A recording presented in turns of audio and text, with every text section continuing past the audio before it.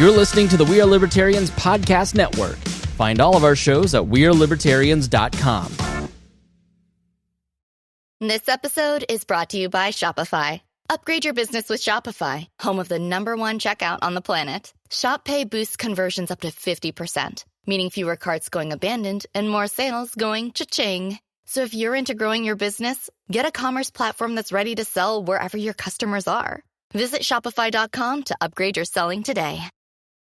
This episode is brought to you by Shopify. Do you have a point of sale system you can trust, or is it a real POS?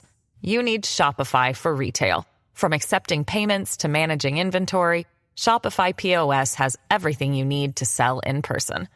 Go to shopify.com/system, all lowercase, to take your retail business to the next level today. That's shopify.com/system. You're listening to the We Are Libertarians Podcast Network. Find all of our shows at wearelibertarians.com. Thank you for joining us here on The Chris Spangle Show. My name is Chris Spangle. Thank you for being here. I am very excited about today's show. It's somebody that I have wanted to speak to for a long time, and even though Mr. Boaz does not know it, he has been extremely important in the development of my libertarianism and thought processes. My guest today is David Boaz, who is the Executive Vice President of the Cato Institute and has played a key role in the development of both the Cato Institute and the Libertarian movement. He is the author of The Libertarian Mind, a Manifesto for Freedom, which I highly recommend, and the editor of The Libertarian Reader. David, thank you so much for joining me today. Thank you. I want to discuss with you the concept of rule of law. It is talked a lot about in the wake of this last election and why it's important. And I want to get a fundamental definition. When people speak about the rule of law, what exactly are they talking about? A lot of times what we say is that we want to live under a government of laws, not of men. And I think maybe libertarians sometimes bristle at that because they don't like laws. But I think they're wrong to have that reaction. We all want to live in a society governed by law. You don't even have to believe in government to think that you want your society governed by law. Rules on what you can do, what your scope of action is, and what you can't do to other people. So when we say a government of laws, not of men, we mean we don't want arbitrary power. We don't want some king, some president, even some elected parliament or Congress just making laws up willy-nilly. We want and issuing arbitrary commands and prohibitions. We want a government that's based on relatively fixed and stable and known and knowable laws. We want to know what's legal and what's not legal in our society. And we can talk more later about, well, the substantive nature of that law. We wouldn't want to live in a country like Mao's China, where you know that everything is forbidden except speaking well of Chairman Mao and doing as you're told. That's clear and predictable, but it's not what we would call a law-governed society. To some extent, libertarians like Hayek have talked about the law being found. It's not issued by Congress.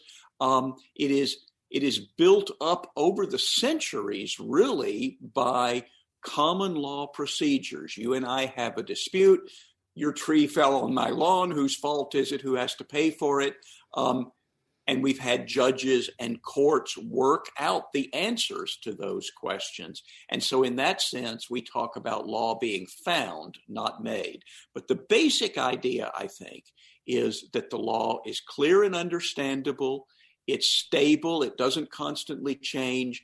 And it isn't the rule of one man or one woman or a group of people. It is a body of existing law.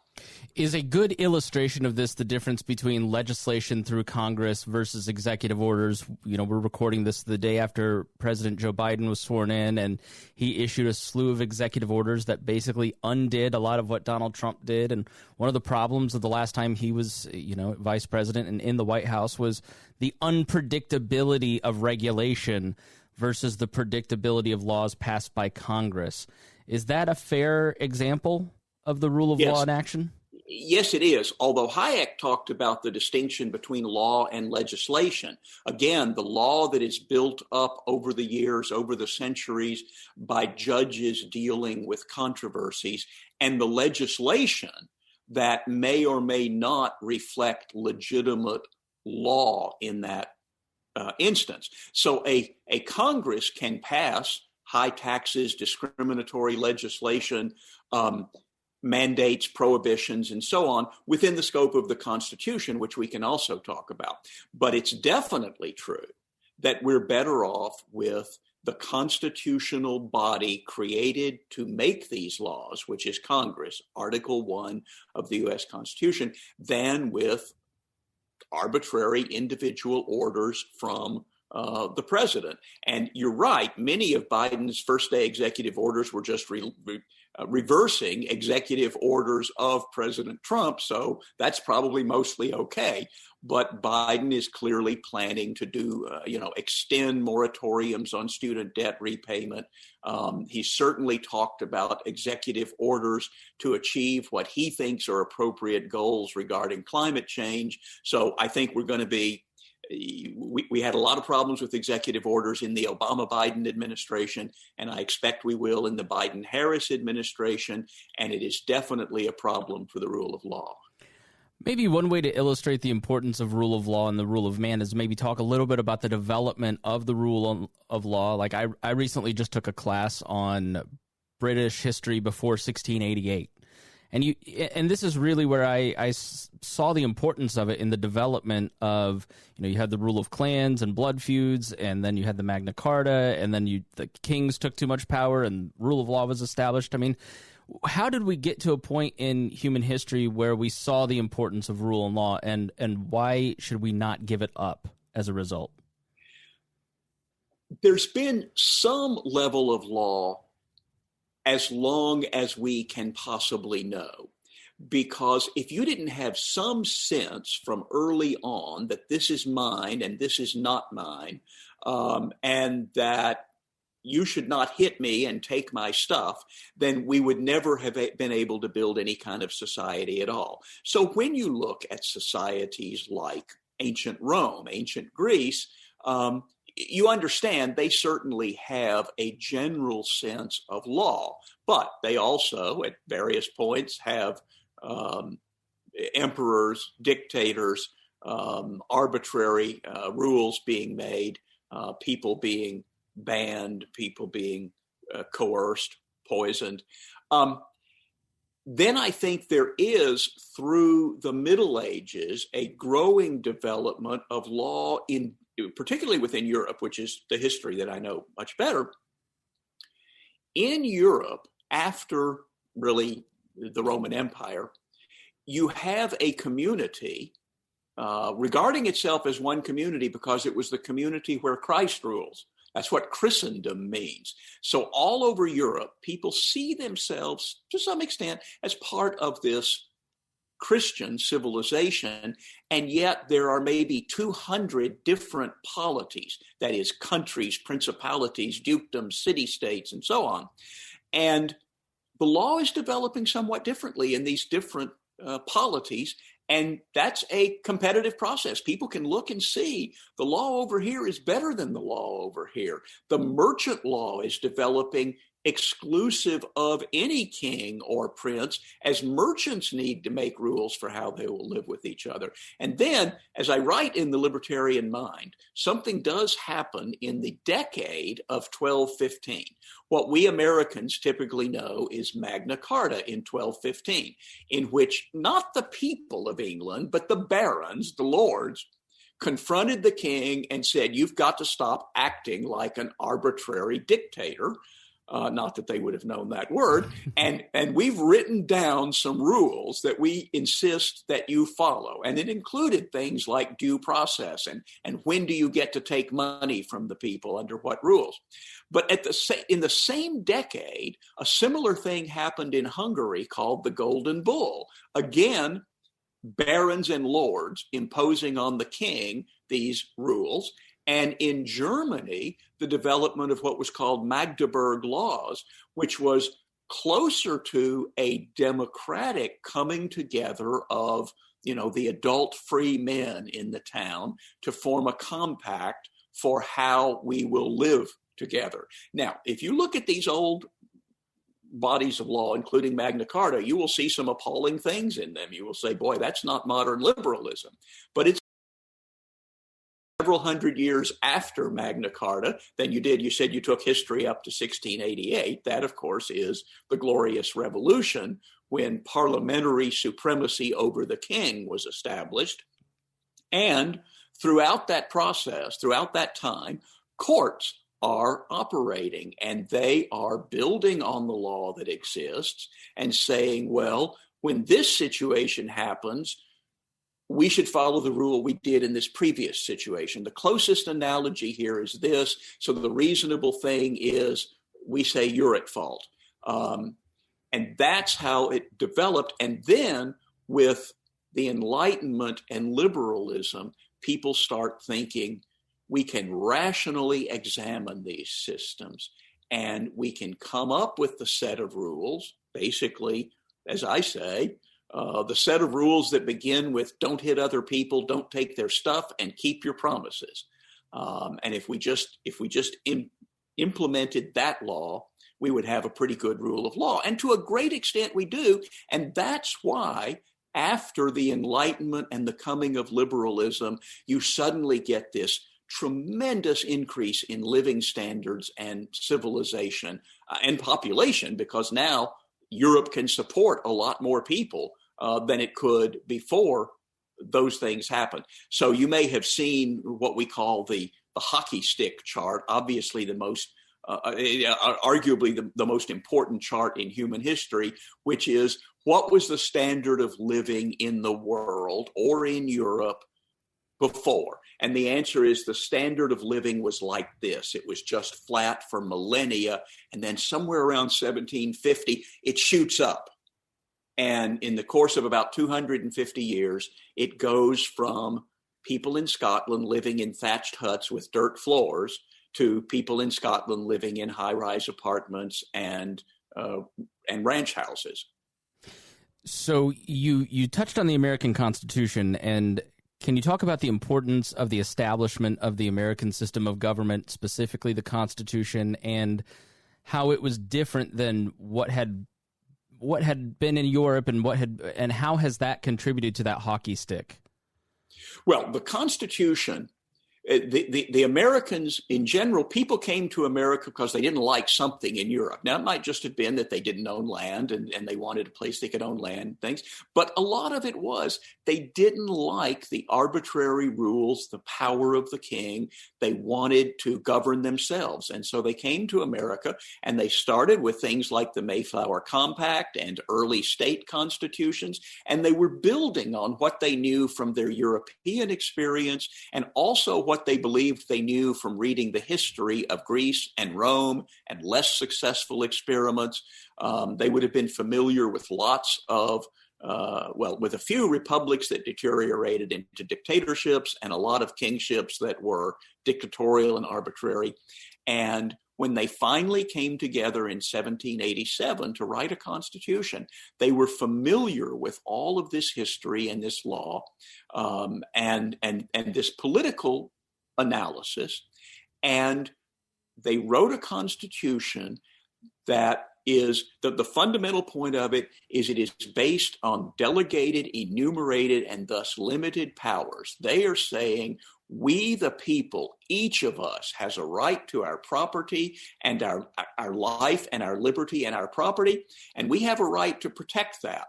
But we think a good way to protect that is to create a system of law and delegate to the federal government some powers to help us live in this kind of society. So they said, we're delegating powers. In Article 1, Section 8, they enumerated the powers they were giving to the federal government. And by enumerating them, they limited those powers. And this is obviously one of the big things libertarians challenge all the time. Where in the Constitution do you see the authority to force everyone in America into a Social Security system? Where in the Constitution do you see the power to censor radio and television, or now to censor the internet. And there are plenty of problems there. But the fundamental of the Constitution is we found a way to create a government that would regulate the use of power. So power is the big problem. Men want power over others, at least some men do.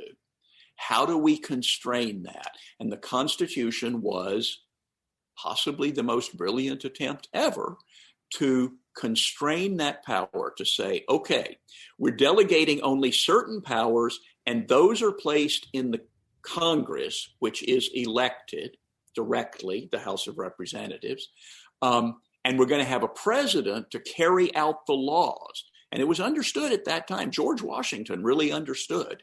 His job was to administer the laws that Congress passed. He absolutely did not think he had the right to issue edicts and orders. He was the CEO of a corporation, a government, carrying out what the legislative body had done. And then they set up an independent judiciary to ensure that if these other branches of government were exceeding their powers or violating the people's rights, there would be the judiciary, the federal courts, to tell them that they couldn't do that, and also to settle matters of private dispute, especially between people in different states. So the whole idea was to set up a government that would have enough power to protect us from foreign threats and from one another, but not enough power to intrude on our rights. I can hear the listeners' thoughts as you're talking. This guy's making a lot of sense. I like a lot of what he's saying, but in 2021, we've got a fascist on the right and the socialist takeover on the left. And, 250 years into the American experiment, everything's just sliding towards that dictator, and the republic is falling apart. In your view, how dire is our position in terms of the rule of law versus a power state where two sides fight against each other? And, I guess that's the question, is, are we in real trouble, or are people in general kind of disconnecting political rhetoric from the actual practice of government in 2021, in your view? Most of what I do day to day at the Cato Institute is criticize and warn about the actions of the federal government. It meddles in too many other countries, getting us into unnecessary wars. It takes the bread we have earned. It imposes regulations and mandates and prohibitions on us. All of those kinds of things. Those are definitely bad. We should fight against them. Similarly, I am worried these days. You said we're seeing fascism on the right, socialism on the left. We should be cautious about those terms. Germany saw fascism on the right and socialism on the left in the 1930s.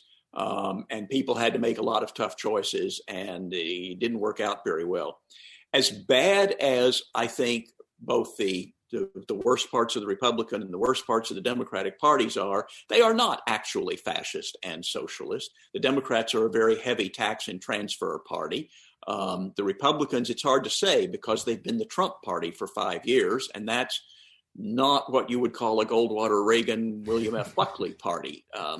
But it's not a fascist party, even though I think Trump had a lot of authoritarian instincts, and I think Biden certainly has the idea that I have all these wonderful thoughts about people. I want people to have jobs and schools and clean air, and I will issue orders to make that happen without much understanding of trade-offs, of costs and benefits, of the role of incentives, the role of federalism, all of those things, definitely bad. I also think that libertarians have a tendency to believe that The Road to Serfdom is a description of the world we live in. It's a brilliant book. It's a warning. It's not actually a description of the world we are in, because in a lot of ways, we live in the freest time in human history. And again, I spend most of my day complaining about the ways we are not living up to the rule of law, individual liberty, or the U.S. Constitution. But if we look at the history of the world, or most of the world today, we have to say that in Europe and the United States and an increasing number of countries around the world, we live closer to a society of ordered liberty where each person, as the liberals used to say in the 19th century, where the world is open to the talents of every person. And, people who look back on some past, I wonder which past do they want to look back on? Is it the antebellum South when a man could own a plantation and his wife wore beautiful hoop skirts and they had a beautiful house? No, that was not a free society. What about the early 20th century? Even then, women had a lot of legal disabilities. Black people certainly did. Gay people excluded from mainstream society. So we've opened up society in the modern liberal world to the majority of the people who were excluded from the mainstream of society in the past. And we have generally freer trade among the developed countries and even with the less developed countries than we've ever had before in the past. For all our complaints, and we have a whole section on the Cato Institute website about our complaints about freedom of speech, we have a lot of freedom of speech in the modern world. And in previous societies dominated by the church or by kings or dictators, military juntas, there was much less freedom of speech. And so I think we underestimate the good that libertarians and classical liberals have brought to the world and the great improvements that we have made in the world. Deirdre McCloskey, who loves that hockey stick chart, calls it the great enrichment. Starting around 1700, 1800, the world started to become richer for the first time. And why was that? Because it was freer, because it had the rule of law and a world open to the talents. Now, in 1700, even 1800, it was mostly open to the talents of white men. And now we're open to the talents of everybody. But we have a great many things to keep us busy fighting for our liberties, but we shouldn't lose. We're not in a losing battle. We have been winning, and everything is always in flux. There are lots of problems right now, but we should consider that we are still leading in the direction of freedom and progress. While I would not call her a libertarian figure, I would look at Vice President Kamala Harris and say this multi-ethnic, diverse family, married to a Jewish husband, first female vice president. I would look at that as one of the successes of classical liberalism, in that a person who would not have had access 20 years ago, 50, let alone 100 years ago, to a position of power now has a position of power. Do you agree with that? And then I would also ask you to define classical liberalism and why is it important? Why has it contributed to that hockey stick and the great enrichment? Well, I certainly think it is a good thing, as I was saying, that the world is open to the talents of more and more people. This was true in Britain 40 years ago when the first female prime minister was elected, Margaret Thatcher. That was a step forward for the liberal world, whether or not you like Margaret Thatcher's actual policies. Similarly today, I think it's something to celebrate that America elected a black man as president who wouldn't even have been able to vote at the time he was born in many states of the Union. That's tremendous progress. Now having a Black and Asian woman, and as you say, married to a Jewish man, become vice president, that's a sign of the progress we've made in our society. I personally would just assume that neither Barack Obama nor Kamala Harris have political power, but I'm glad to know we live in a society where they are not limited on the basis of their race and gender, and that is absolutely the moral arc that accompanies liberalism. bringing more people into the society, being able to draw on their talents. And so, where we really want people to show their talents is not particularly in government. It's in science and medicine and technology and business.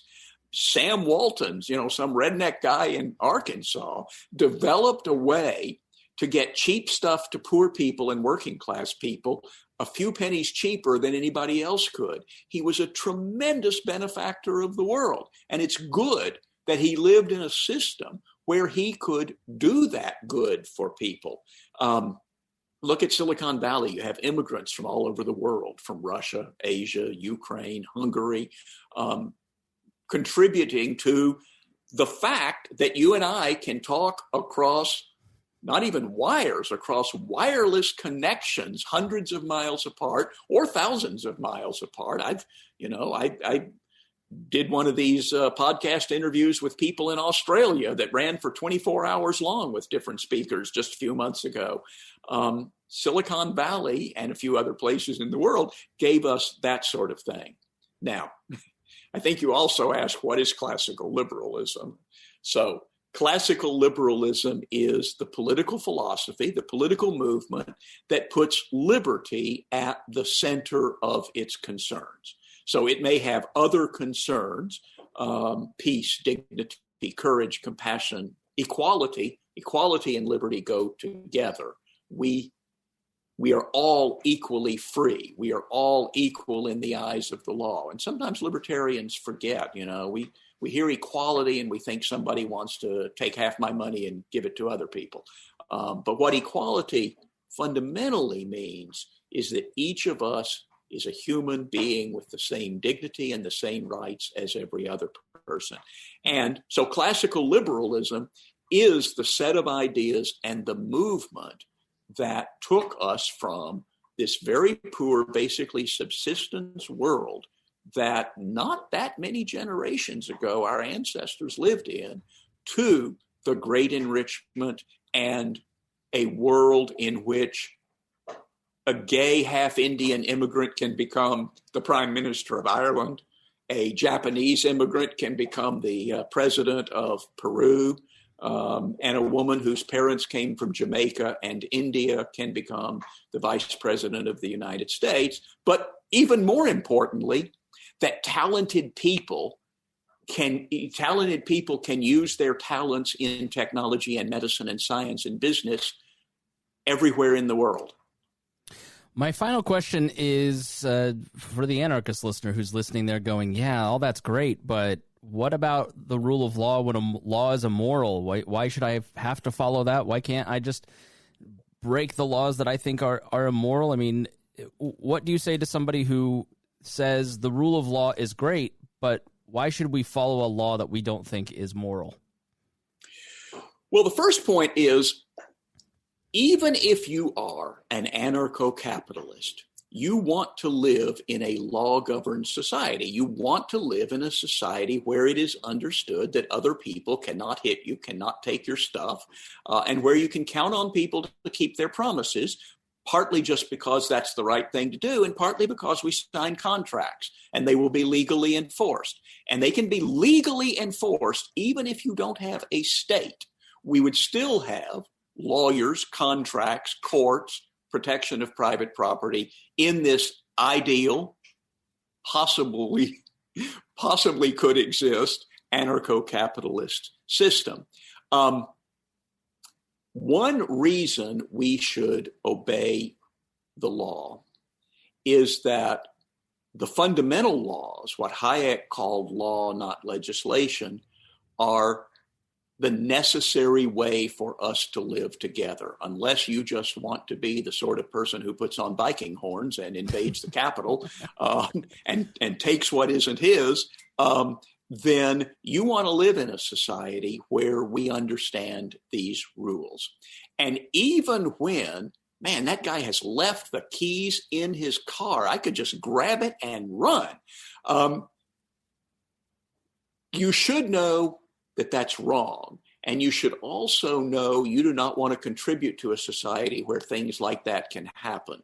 So there are bad laws, and there are times when it's appropriate to break bad laws. That's what civil disobedience is about. But in general, the fundamental laws that we're talking about here in terms of a rule of law are based on this concept: don't hit other people and don't take their stuff.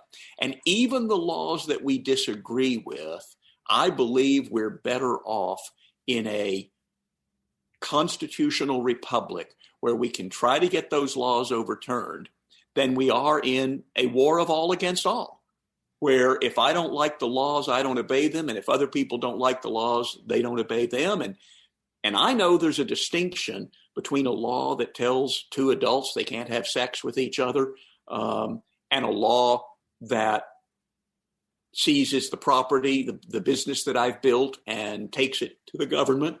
But not everybody's going to see it quite that way. So better to use our Republican processes to fight the laws that are bad and defend the laws that make sense. Yeah, I mean, does the rule of law really constrain the government? I mean, a lot of the rules, the conversation that we've had today seem very common sense, but when you look at the lockdowns or you look at other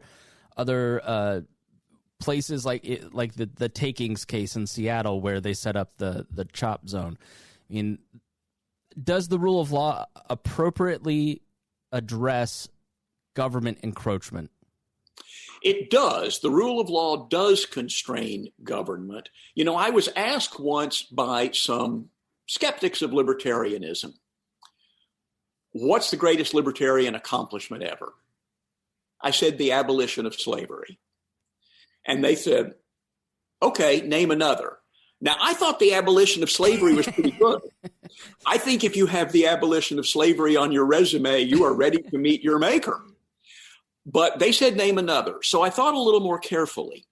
And then I said, bringing power under the rule of law. So that was the fundamental libertarian achievement. Books would say liberal achievement, but to me, it's the same thing, basically.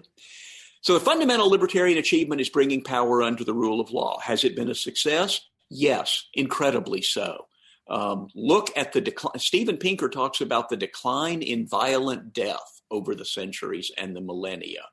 And that's very impressive. And that's part of bringing power under the rule of law. So does it constrain the U.S. government? Well, how many times has somebody proposed something and other people say, oh, that goes against the First Amendment? And it doesn't happen. Courts strike it down.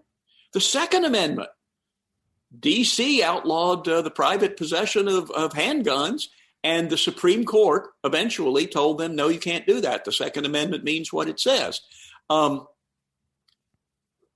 the Obama administration and the Trump administration lost a lot of unanimous decisions in the Supreme Court. They tried to do things, and the court said that violates people's rights, or even more fundamentally, that exceeds the powers granted to the government. So yes, the rule of law does constrain the actions of political leaders and even Congress and parliaments. Does it constrain it enough? No, I don't think so. And Cato's Center for Constitutional Studies is constantly busy arguing and filing briefs in court saying this is not constitutional. The court needs to strike this down. And they don't always listen. We don't win all those cases, but we win some of them. Sometimes we win most of them in a given Supreme Court term. So we need to do better. And that's why we have a libertarian movement. That's why we have a broad liberty movement, because the government does exceed its powers granted under the Constitution, and it violates the rule of law when it does that.